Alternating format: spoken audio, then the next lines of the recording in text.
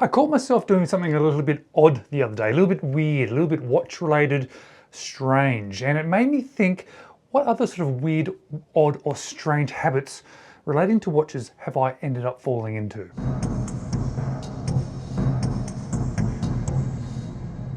Hello, you're watching James. My name's James, you're watching me, and I am talking about watches. And I was walking through a doorway just in my house, nothing too particularly strange, but I looked down and I noticed that I was putting my hand on top of my watch and holding my hands in front of me as I walked through that doorway.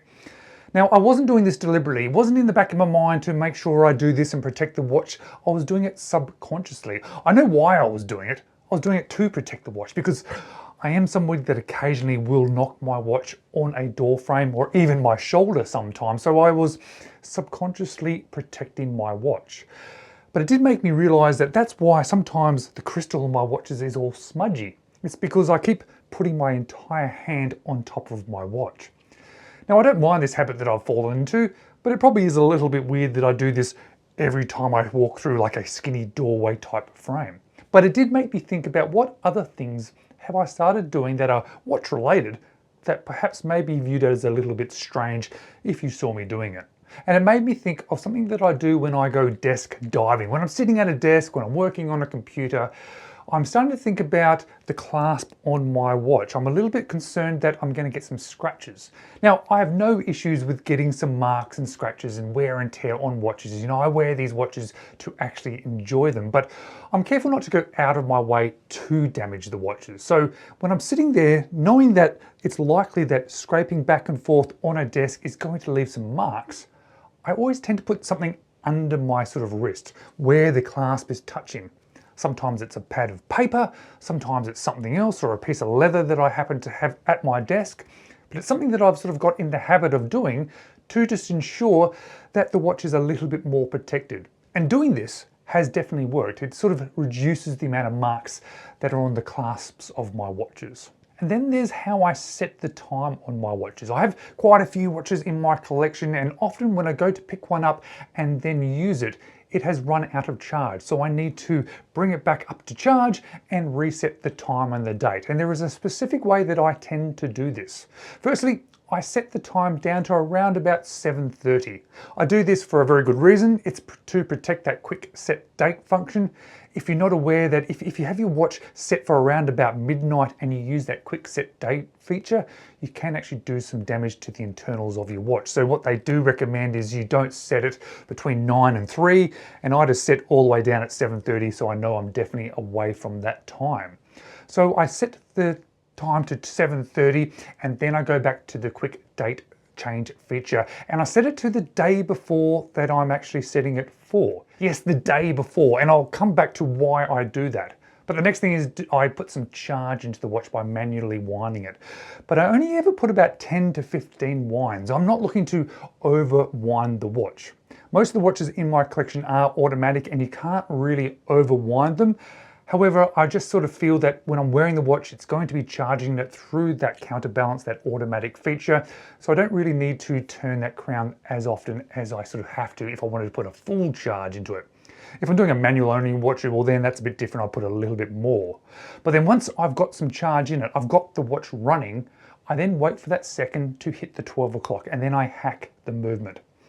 I then run the watch all the way forward past midnight, changing that date across to the actual day of the week, and then I set it to the time and date. And then I have now got my watch ready to go. The reason I'd set the date with the quick set to the day before is because I'm always feeling like I'm not sure if I've then set the time, if I'm in AM or PM. I feel that if I set it for the day before and then run it through and past midnight, then I'm definitely going to be in the correct part of the day or afternoon. So that's how I set my watches every time I pull them out of the watch box. But there's something that I do with my watches if I'm wearing something with a bracelet and I need to take it off for a moment. There's a few things and a few reasons why I take watches off throughout the day, but if I haven't got somewhere safe to put them, like back in my watch box, I ensure that I do not lay it down like this. I'll be very careful taking this footage of the watch with it sitting like this because I don't like putting my watches down like this because, again, I'm a little bit concerned about the bracelet and that clasp scratching the case back of the watch. If you do it gently, obviously you're going to be okay, but I just tend to try and avoid doing this. So I tend to put the watch down on its side in this slightly weird, precarious situation, which has not worked for me in the past, sometimes because it tends to then slip and fall down. So now that I know that that happens, I'm just very careful of how I then position it. But I have it sitting a little bit strange. Sometimes there's something in between just to hold it, just to ensure that the case back isn't scratched by the bracelet or the clasp. And then there's how I have my watches ordered in my watch box. Now, I have had a few comments from people throughout the videos talking about the order of my watches in the watch box, and even what's in my background with these books about the idea of it being so neat and tidy and everything level and everything positioned correctly and all in order. I quite like things that are looking neat and tidy and in order. That's why all the books that I've bought, all these that I've read in my past, I've actually then gone back and bought nice hardcover versions of them so I can have a nice display of these books that I've enjoyed in the past. And I have deliberately bought the hardcover versions that are all the same height. And I sort of do a similar thing with my watches. I put them in the watch box in a certain order. You'll see the top row is of all my pilots. The second row is all my dive watches. The third row is sort of my other watches.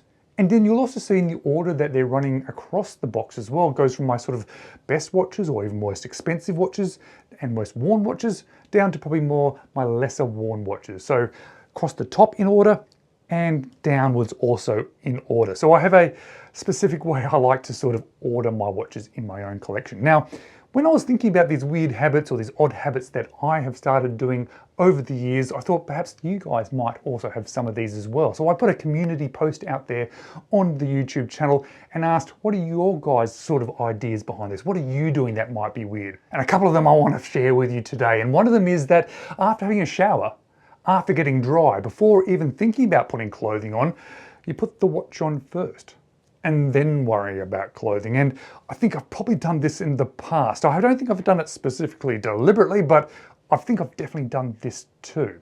Also, Chris over at Merly on Time, great watch reviewer from Canada. If you haven't checked him out, you should do so. He's got something that he does when he's cleaning his watches, watches that have a good water resistance. He takes them into the shower and cleans them in the shower. And then when he gets out of the shower, he dries the watch before he even dries himself. Now, I'm not sure if I've actually done this before, but I can certainly see why he's doing this. But something I definitely have done before is what one of you mentioned, is that when you're thinking about buying a watch and you've placed an order, you then go straight on before even receiving that watch to go buy some nice straps for it. Thinking ahead, going, oh, I want to put this watch on this strap before even receiving the watch.